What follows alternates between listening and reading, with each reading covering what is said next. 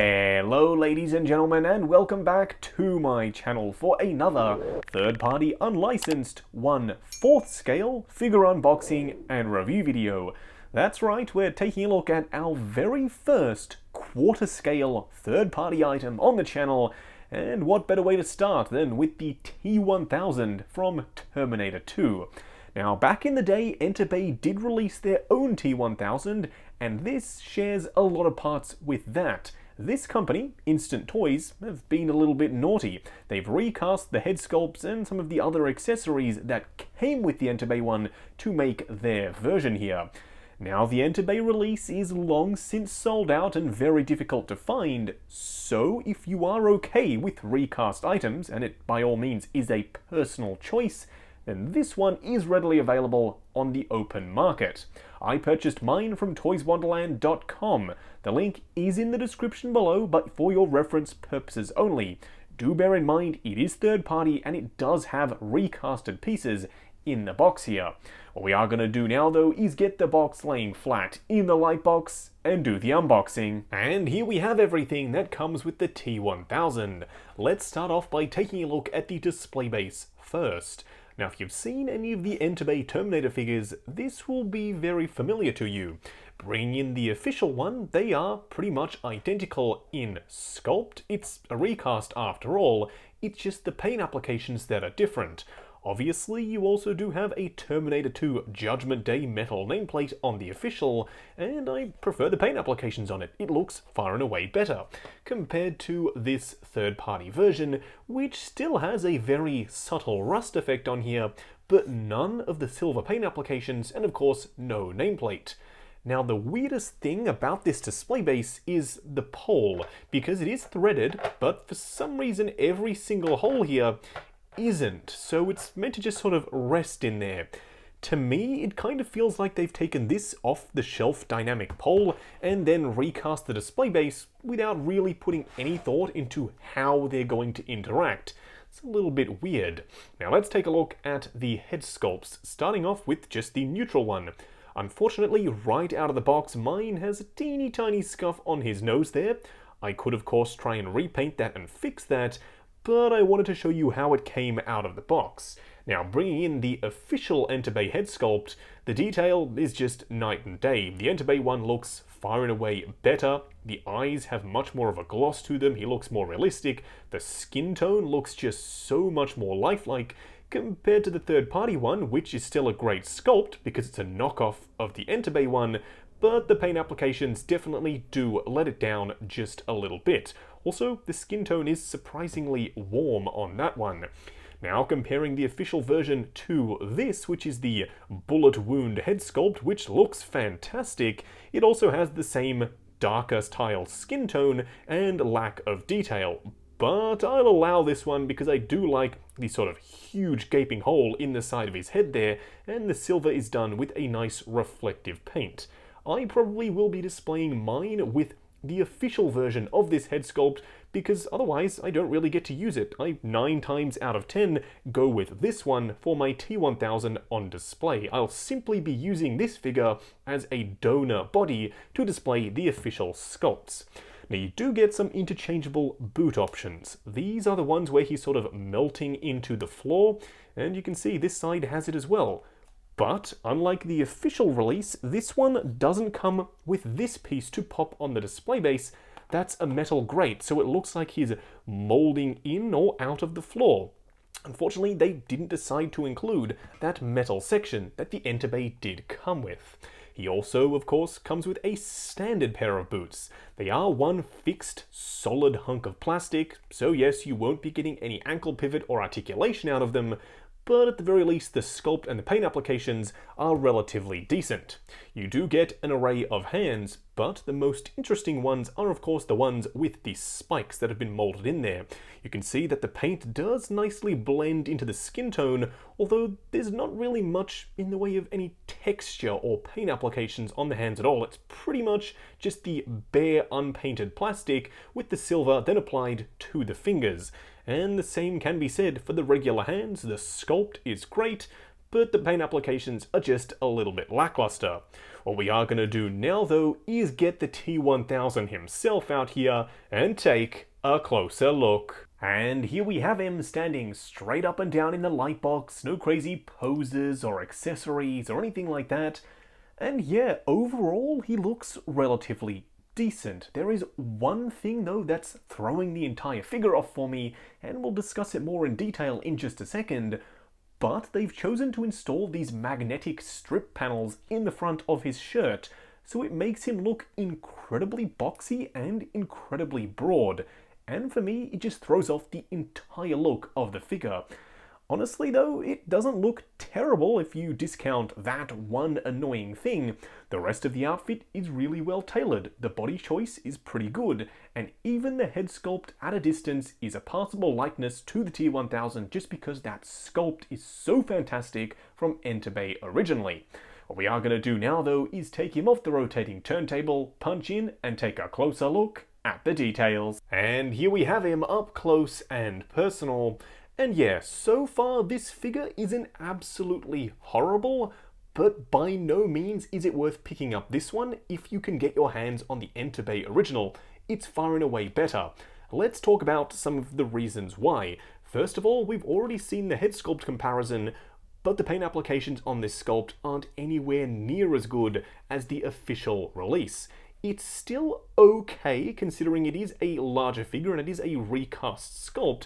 That means you are getting all of the detail that Entebbe put into the head sculpt originally. It's literally just the paint applications that let it down ever so slightly. I can still see the likeness there just because that sculpt itself is so strong. But yeah, the paint applications aren't all that impressive. Now as for the outfit, I'm not sure if you can see this, but there are two magnetic strips on the inside of the shirt that makes him look like he's got some sort of armor plate on the underside there. It's meant to be used for these magnetic bullet sections, but this guy didn't come with these. These are the ones that came with my Entebbe original. It works great and it looks really good when they're on there, but he didn't come with any. So to sacrifice the look of the shirt by making it overly boxy simply because they wanted to include these sheets but then not do the magnetic bullets, just super weird to me. I will be seeing if I can remove them from the shirt itself. Also, he's missing the white undershirt that the original had. As you can see right there, he's got a white t-shirt underneath, whereas this guy, if you do unbutton his shirt there, it's literally just the bare skin tone body. Not exactly sure why they didn't recreate the outfit in its entirety, but yeah, I will be looking for a white quarter-scale shirt to go on this figure. The details on the badges, though, are pretty well done. They are, of course, recasts once again of the Entebbe original pieces, so you'd expect them to look fairly decent. As for the pants, they are very straightforward. We do have a pleathery style belt. Another good thing is if you do want to get a replacement outfit, sometimes these bullet sections started to rust away and damage the outfit on some people's figures, and the belts started to deteriorate. Now you could technically pick up this figure, swap the outfit elements onto him, and then you'll have a much nicer, newer outfit on the Entebbe original if your one was in fact damaged. As for the pants, you do have the white stripe running along the leg, and coming down to the boots, as you can see, I have installed them, and they do look relatively decent, just like the original one did. It's just frustrating to me that they didn't take this opportunity to either give us pleather boots or install a split-cut boot design in the ankle, because if you're remaking a figure that's already been done, you know what you can improve on, and that is definitely something they could have improved on.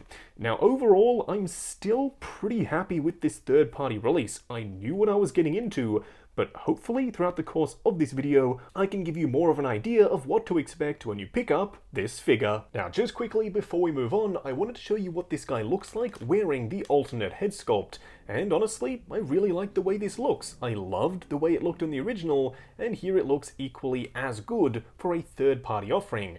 Granted, the paint applications on the original are far and away better, and I personally will be swapping it out for the official head sculpt, but if you're just picking this up as a third-party figure version, then yeah, I think this head sculpt works really nicely on the body. Now for a quick side-by-side comparison, here we have the Instant Toys version of the T1000 on the left, and the official Entebbe version on the right. Now, yeah, there are some significant differences between the two. First of all, take a look at the body on the instant version compared to the Entebbe one. The Entebbe one looks like a real person. The proportions are much better. The shoulders have a nice natural slope down. He's also a touch shorter. It all comes down to the choice of body that Instant Toys went with, and also those weird metallic strips in the shirt.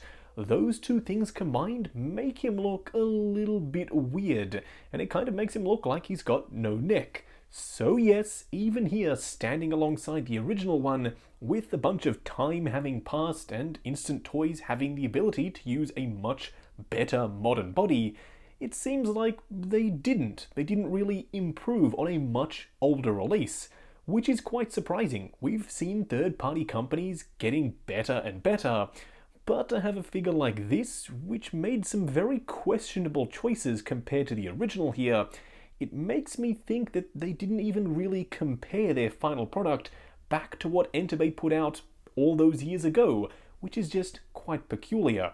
I still 110% prefer the Entebbe original here, because as you can see, it just looks way better. Just going over articulation on the T1000. Now bear in mind, this is my personal copy of the figure, so I'm going to be a little bit more careful. I'm sure when you get yours in hand, you can push the joints slightly further than I'm willing to go. Now starting off with the head sculpt, it is on a ball joint, but at the base of a fixed neck. So you don't get a massive range of motion, but it's more than enough in my opinion. The arms themselves go out the full way, they'll go forward the full way as well. There is a butterfly joint at the shoulder, which also affords you a little bit more up and down motion. Swivel at the bicep, double bend here at the elbow, and a regular quarter scale style wrist peg for the hand. As for the torso, you do have swivel, pivot, and crunch forward and back. The legs themselves go forward to about there, but they are incredibly stiff, which is good for a figure that's as large as this. That means he shouldn't go toppling over in your display. You do have a swivel at the upper thigh, and the legs can go out to about there. You do have a double bend at the knee, and of course a joint at the ankle. However, it's a fixed solid boot, so you get pretty much no range out of the foot. Just wrapping up on the Instant Toys third-party recast version of the Entebbe T1000. Now going into this, I didn't know what to expect because I've never owned anything from Instant Toys before. And now at the end of the video, I can pretty much tell you that there are only a few instances in where I'd recommend picking up this release instead of the original. If you can get the original, 110% of the time, get that version. However, if it is impossible to find in your country and the prices are skyrocketing and you just want a T1000 for the background of your display, this one will serve that purpose. And I do emphasize background because the head sculpt isn't painted fantastically well. Also, he's missing the undershirt for some weird reason, and also those magnetic strips in the police uniform make him overly boxy. However, if you do plan on doing a little bit of work to it, maybe a repaint, or if you do own the original and you just want a second body like I personally do, then yes, this can fit quite nicely into your display. But the use cases are relatively slim. Fresh out of the box, this guy is a passable version of the T1000, but if you want to be blown away, then the original is definitely the one to collect. Now, I picked up mine from toyswonderland.com. I have included the link in the description below, but do bear in mind this is a third-party recast item, and it is also unlicensed, so bear that in mind when you are deciding whether or not you should go ahead and pick this guy up. Also, while you are down there, why not check out the link to 6 Scale Network, the awesome Facebook group. Come along, chat figures, share photos of your collection, and of course, see what's coming up next on the channel. Like, comment, and subscribe, and we'll catch you in the next video.